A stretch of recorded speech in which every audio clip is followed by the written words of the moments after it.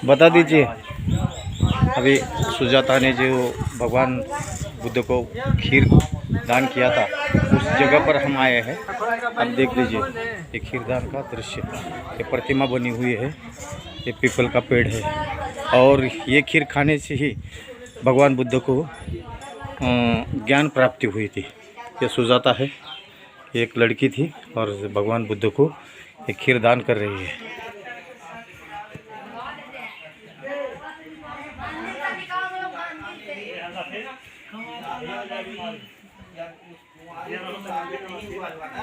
तो उसने ऐसा मनोकामना माना था कि हमारा सुंदर पति मिले। तो पति भी सुंदर मिल गए, चांगला पति। तो साल 2 साल 5 साल बीत गया, बच्चा घर में नहीं था। उसने पुत्र प्राप्ति के लिए नवस माना, पुत्र भी मिल गया। तो उसका खुशी हुआ, अंदर से खुशी हुआ कि हमारे घर में दोनों खुशी हो गया, चांगला पति भी मिल गया और पुत्र भी प्राप्त हो गया। तो इसीलिए उसने ये दासी को भेजा था साफ सफाई करने के लिए। इस दासी का नाम क्या था मालूम है? पन्ना। पन्ना नाम की दासी, पन्ना नाम की दासी को साफ सफाई करने के लिए भेजा।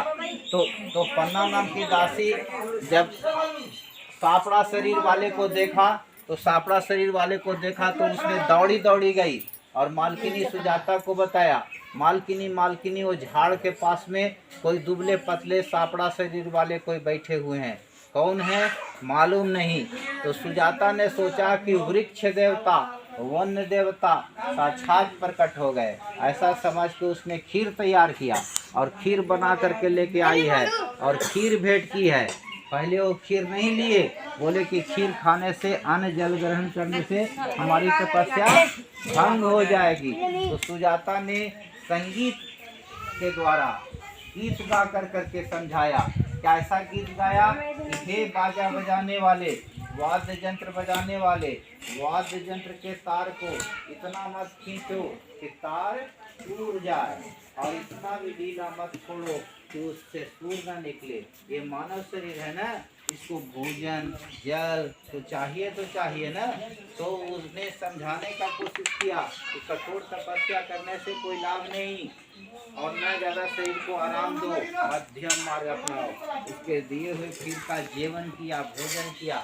तो 5 वर्गीय पंचवर्गीय भिक्षु बनते लोग थे, वो नाराज हो गए, गुस्सा में होकर के छोड़ करके उनको चले गए। सिद्धार्थ गौतम अकेले पड़ गए। वो नदी है ना, निरंजना नदी, उस नदी में गए, स्नान किया। स्नान करने के अनंतर वो बर्तन सुजाता का दिया हुआ जो कटोरा था उसका परीक्षा लिया कि मेरी तपस्या सही है, सही मार्ग है। तो ये बर्तन ऐसे पानी के प्रवाह में छोड़ देंगे तो पानी के धारा के साथ में ये बर्तन बहते हुए नहीं चल जाएगा। यह उल्टा अगर बह गया तब हमको सम्यक संबुद्धत्व ज्ञान की प्राप्ति होगी, यानी हम सिद्धार्थ गौतम से बुद्ध बन जाएंगे। तो ऐसा ही हुआ, बर्तन जो है पानी के धारा के साथ में नहीं गया, धारा के उल्टा दिशा की ओर बहा। बहते बहते कहाँ चला गया? मुचलिंद सरोवर, जहाँ पर ऐसे नाग फन किए हुए ना, दिखाया है मेन टेम्पल में, मुख्य मंदिर में। तो वहाँ उधर ही मुचलिंद, और उससे आगे मुचलिंद सरोवर है। तो वहाँ पर नाग ने भविष्यवाणी किया था कि बहुत जल्द कोई बुद्ध होने वाले हैं। 28वां बुद्ध कई बार हुए हैं, तो 28वां बुद्ध होने वाले हैं, ऐसा उसने नाग ने भविष्यवाणी किया था। तो जब सिद्धार्थ गौतम नदी पार करके उधर गए, पीपल वृक्ष के नीचे बैठे, 7 सप्ताह 49 दिन बिताए। 49 दिन बिताए, आंधी तूफान परेशानियों को झेलना पड़ा।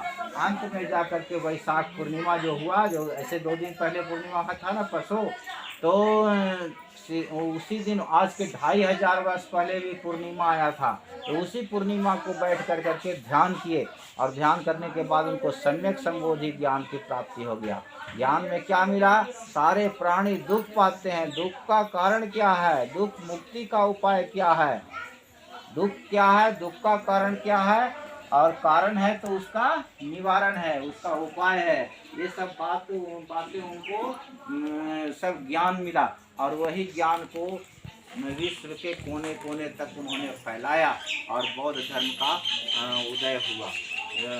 भगवान बुद्ध ने सभी लोगों के लिए, मनुष्य के लिए नहीं, सारे प्राणियों के लिए, सब कीट पतंग पशु पक्षी सब लोगों के लिए कुछ कल्याण किया, भलाई किया। तो आज वो इतना हम लोग नाम ले रहे हैं। और बचपन में वो आपने एक कहानी भी सुना होगा, तो उनको बचपन में उनको उनके माता पिता चाहते थे कि ये बहुत बड़े चक्रवर्ती राजा बने, लेकिन वो उनको राजा बनना नहीं था, उनको बनना था बहुत बड़ा, समाज का कल्याण करना था, लोगों की भलाई करनी थी। इसीलिए उन्होंने 4 चीज़ें देखे थे, आपने पढ़ा होगा किताब में। एक बूढ़े व्यक्ति को देखा था बचपन में, एक रोगी को देखा था, एक मरे हुए व्यक्ति को लोग ले जा रहे थे उसको देखा था, और एक भंते को देखा था, साधु को देखा था। तो उन तीनों चीज़ों में उनको महसूस हुआ कि बुढ़ा होना है तो दुख का कारण है, रोगी होना है दुख का कारण है, मर गया कोई तो उसमें भी दुखी होना है, तीनों में दुखी ही दुख है।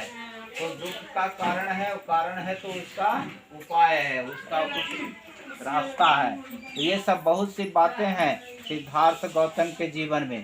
तो ये सब पूरा जो क्षेत्र था ना, पूरा जंगल ही जंगल था। क्या जंगल का नाम था? उरुवेला जंगल। और ये जो गांव है अभी बकरौर ग्राम, पहले इस गांव का नाम सेनानी हुआ करता था।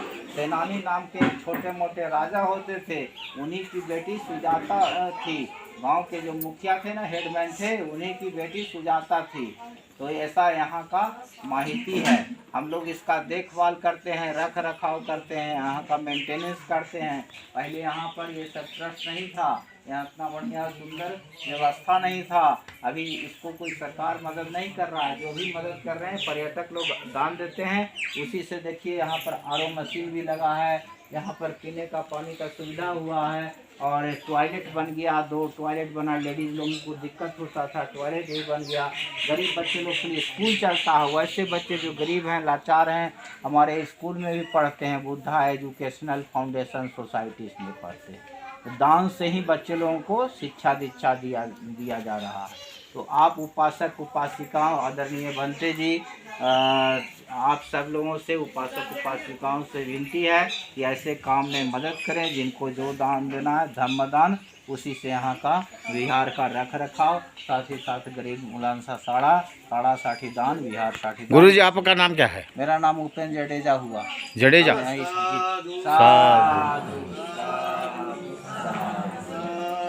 जिनको जो देना होगा अपना